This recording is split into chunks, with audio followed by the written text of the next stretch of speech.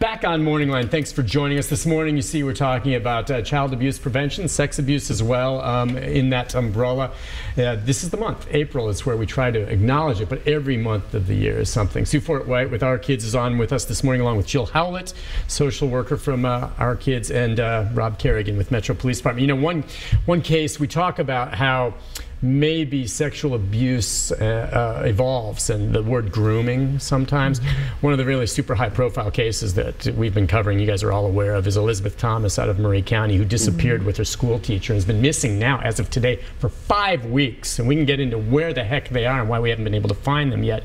But the DA down there has been more forthcoming now about how it seems like the girl, 15, came from kind of a troubled background. There were some issues in her house, and that this teacher groomed her. What does that mean? Grooming her for a period of time where she, you know, appeared to have at least at some point maybe gone willingly with him. Of course, she's only 15. She's been manipulated and groomed. Right. That kind of thing. What is that?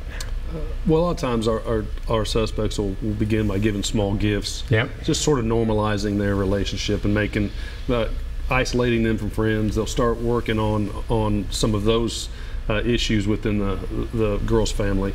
Like you said, that I think in this particular case, she came from a troubled her mother had been removed for some abuse issues in this pending case. A lot of times you may have a child or a teenager that's hungering for some attention. So she's vulnerable. And these guys hone in on that and give them that attention and that praise that they're looking for, and use that to manipulate them. There's reasons why we have laws for that. You can't have sexual contact with a teenager because they seem sort of grown up, but at the time they're much easier to manipulate than a typical adult, and that's why we have the protections in the law for that. Yeah, I mean, he's 50, she's 15, and just wanted to be clear, because some people, as they follow this, were like, well, what responsibility does she bear for going with him? And I'm constantly emphasizing the child in this situation is absolutely it's not her fault in any way, shape, or form. She's 15. This is a 50-year-old manipulating her, right? Absolutely. Under no circumstance. But a lot of times that the grooming behavior may last for months. Yes, right. Building up to the point where they may begin trying to reach out and touch, just to see where their barriers are and kind of slowly wear them down so that it doesn't seem out of the ordinary for them eventually. And it's not where they start from day one sexually molesting these children. A lot of times it may go on for months before that begins. Yeah. I also say people like this are really good at what they do. And they have a lot of patience and a lot of willing to do it. And so whatever it takes to get it done, it doesn't matter how long it is. And they'll you mean the suspect in this case? Yeah, the grooming. Just good at what they do. Well, yeah. And I think part of the reason why many children either don't tell for a long time or never tell until they're maybe an adult is because of the shame and guilt. Because the perpetrator is manipulating this child, and you know, and at some point, you know, many times they'll say, well, you wanted this. You know, this was your idea, or you wanted this, or they'll say things like, if you tell anybody, you know, I'll go away forever, or nobody will believe you. And so the shame and guilt is just heaped on the child. It's terrible. You have to wonder, like in this case and others, I mean, would you imagine there were warning signs? I mean, I guess there were reports that led to an investigation that there was inappropriate contact between him and her at school. And he lost his job and was suspended for a while. So at that point, I don't know that anyone imagined they would just take off like this and then be off the grid for this long. The other thing about child sexual abuse is that, and what the clinical team members have taught me over the years, is that if there were a checklist of like 10 characteristics, stay away from this kind of person, they're the dangerous ones, but it's not like that. No one knew. His wife, and this guy has a wife and daughters, they had no clue.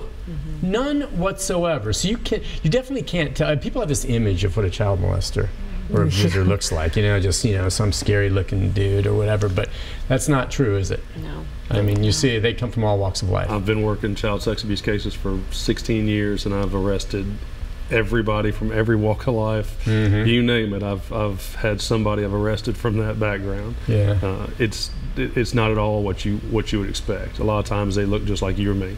When you do, yeah, and you're right. All socioeconomic backgrounds different, rich, poor, whatever, middle class. So when you do arrest them, when you get them, what do they say? I know it's probably varies, and you see it on the TV shows where they try to make up excuses. But when you catch them in the act, say because they were doing it online, trying to set a child up, what are their excuses? What do they try to say? Well, for my cases, the beauty with I work mostly child porn and child exploitation on the internet, that kind of crime. By the time we get to their house, we've already got a ton of evidence. We've been building a case for a couple months probably before we ever knock on their door. So there's not a whole lot they can't say. We're going in with a search warrant. We're getting their computers and their phones, and we've already got pretty much everything we need. And a lot of them will just roll over and tell us, yeah, this is what's been going on. This is what's been happening.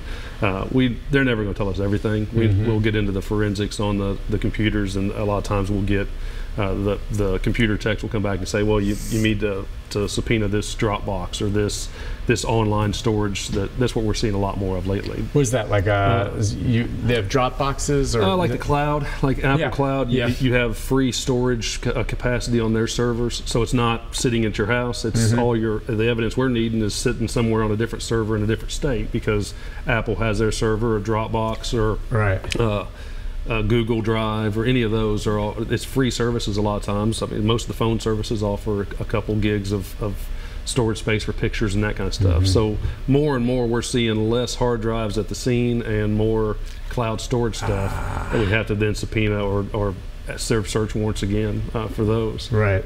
But our guys by the time we get to them, they're done. I mean, we've got enough evidence. Got the evidence at that point. They're toast. The actual contact offenses are much harder, because you got children that it's been going on for a long time. A lot of times their memories, if it's been going on for a couple years, it may take them a long time to kind of sort through all those memories, and stuff comes out over months. And those are harder to prosecute, much harder. Right. I mean, I guess then anyone who has a child these days, I just know my son is so much more savvy on the internet than I'm not even close. I mean, he's 16 now. We've talked to him about it and what the importance is. But I mean, there's Snapchat. There's all these pictures, things that can come through. We told him if he ever gets anything sent to him that appear, like say some friend sending him some inappropriate picture, it's underage, that's instantly child porn that's sent to him, whether he requested it or not. And he's to bring that phone to me, and we have to report it instantly just to be sure, because it'll track him, it'll bite him in the butt, even though he had nothing to do with it. Right? Yep. I mean, we saw a lot of that go down when a crime was committed in the Vanderbilt rape case.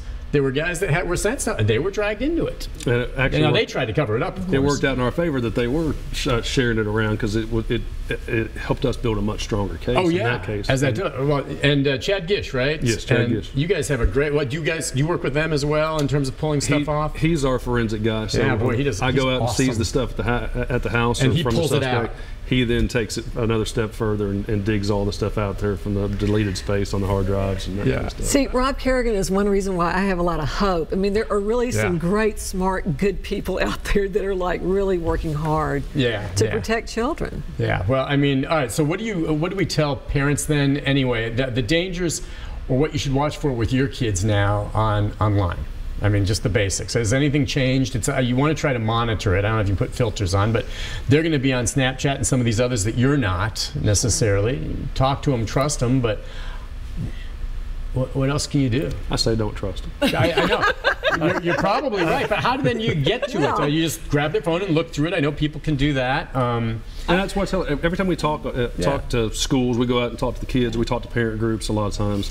I always say it's your phone. Yes, I'm giving the phone to my kids for them, but the kids are going to know if you're not paying attention. If you're, as a parent, they're going to know if you're not watching. So you need to sort of stagger it up a little bit. Like with my own children, I tell them, at any point I can come look at your phone. I may take it out of your hand. I may come in when you're sleeping and look at it. I may go for 3 or 4 weeks without looking at it, but you're not going to know. And it's mine. If there's a day when I come in and I try to check your phone and your password's been changed, that'll be the last day you see that phone. Yeah. I don't know why parents don't consider it. I mean, my job is to protect my children. They're not smart enough and savvy enough at this point to protect themselves from much more savvy suspects, and I want to protect them. So it's not that I don't trust them, but I don't trust everybody else. Sure. And it's not just the cell phones. It's the video games now. You can get on Call of Duty or something like that. Absolutely. And I remember walking in and seeing my son playing, and I see that he's got 2 other players playing with him. One was like in Japan. I mean, it's all cyber linked. And I said, now, can you communicate? And he goes, yeah, sometimes people can't, but I shut off that part. I don't want to hear from these clowns anyway. And he just plays. But I mean, that's how, I mean, it's in a video game, and they've got the links, right, through the computer and playing with other people. And then all of a sudden, someone there can start commenting to them, say, hey, you're good, and who knows, right? We've had those cases. Yes, absolutely. Well, yeah, and that's where you know, you think you could get to them. Some guy who plays the game with them, they develop a trust, they think it's another child. And then what do? They try to get you to go meet them somewhere? Yeah, let's play together sometime. Let's meet up, let's play together. And then they can start, you know, fake conversations. You know, do you go to so-and-so school, or do you go to this school? And then, you know, an unknowing kid will say, no, I go to this school. Oh, right. Do you know Miss Jones? Oh, no, I don't have any classes with Miss Jones. Oh, well, who's your homeroom teacher, or whatever? And then that just gets in. That just, they start learning more and more by just a child answering questions unknowingly. And then they get the child's trust because they have these questions, it seems. And then they're trying to get the child, are they trying to get the child to kidnap the child, just to show up to then sexually assault the child? What's the end game on those cases? It depends. Yeah, I think it depends. Yeah, it's like the case out of Murray County. Right. I mean, and one of the things that happened almost 3 years ago was that clinical team members, we were having a meeting, and they said, this is the strangest thing. This is the 4th or this is the 7th occurrence where our patient was lured into a really dangerous situation by somebody they thought they knew online, and it wasn't a 14-year-old boy, it was a 33-year-old man, and they were like a deer in the headlights, you know, and they were raped. And so so we started saying, what is going on here? So Jill called up Rob, and we said, we want to be trained, because this is a pattern now in our clinical practice. And so Rob trained us. He trained the board, our kids' board, and then we developed the Keeping Kids Safe Online, the collateral piece that's on our website, just for giving parents guidelines. You know, here are some guidelines that, you know, the world has changed. I mean, the gravity, the vulnerability of, you know, just having, you know, the computer on your phone. I mean, it's dangerous. There are dangers out there that didn't exist even 5 years ago or 10 years ago. Yeah, you got to remember that. Listen, we'll take a break. We'll come back, and like, I'm looking at the warning signs in terms of noticing the behavior changes in a child when something like this starts going on. There's all kinds of things you can pick out if you know what to look for, and that's encouraging. We'll take a break. Be back with more right after this. Stay with us.